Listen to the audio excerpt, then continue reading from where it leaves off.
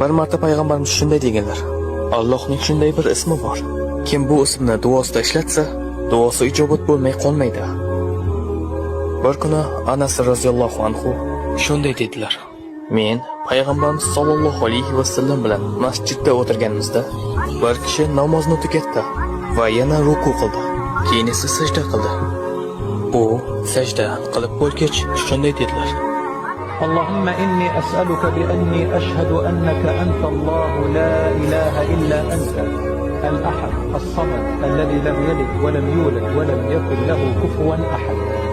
Va u Allohdan so'rashni davom etdi. Payg'ambarimiz o'girildi va u kishiga shunday dedilar: Sen Allohdan uning eng buyuk ismi bilan so'rading. Agarda kimdir Allohdan shu ism bilan iltijo qilsa, Alloh unga javob beradi. Agar kimdir shu ism bilan nimadir so'rasa, Alloh beradi. Alloh buni ikki xil yo'l bilan qiladi.